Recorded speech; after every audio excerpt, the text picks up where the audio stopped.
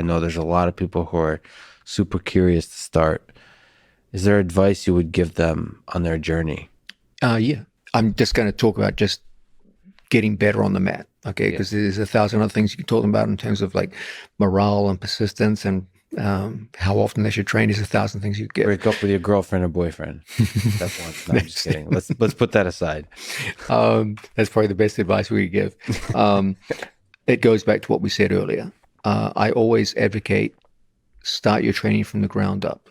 Okay, your first sessions in jiu-jitsu, you're going to find, to your horror, that everyone gets on top of you and you can't get out. And it's a dispiriting, crushing kind of feeling that you just have no skills and you have no prospects in the sport. So your first skill is the skill of being able to free yourself from positional pins. Most of the escapes in jiu-jitsu go to guard position. And so once you get someone in your guard, they're going to be looking to pass your guard and get back into those positional pins that you just escaped from. And that's just as crushing as getting pinned. You feel like every time you try to hold someone in guard, they just effortlessly pass you by. So your first two skills, you got to be able to get out of any pin and you got to be able to hold someone in your guard. So pin escapes and guard retention are your first two skills. I generally advocate the idea of learning to fight from your back first and then learning to fight from on top second. Why? Because the brute fact is when you first start off, you just don't have enough skills to hold top position or gain top position through a takedown. So inevitably, you're going to end up underneath people for most of your training time. Your training should reflect that in the early days as a white belt. Start with the first two skills you need. They're not the most exciting. They're not sexy skills that are going to make you look like a stud in the training room, but they're going to keep you alive long enough to learn those sexy skills in the future that will make you look like a stud. Start with pin escapes, go to guard retention, and focus heavily on those two. When you start to get into offense, start with bottom position.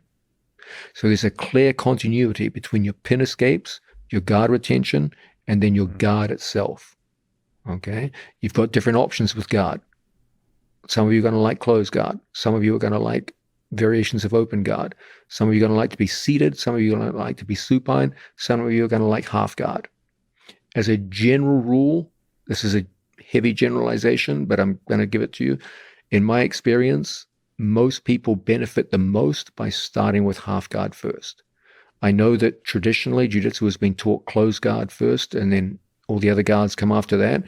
I'm a big believer in the idea of start with pin escapes, then go to guard retention, and then start with half guard bottom. That way you get a nice continuity between your first three skills and you make good progress over those first critical 6 months in jiu-jitsu. What does it take to get a black belt in jiu-jitsu? Very little.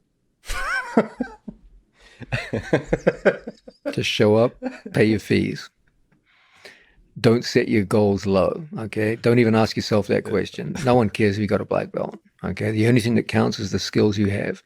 I know plenty of black belts that suck, okay? There's a lot of them out there.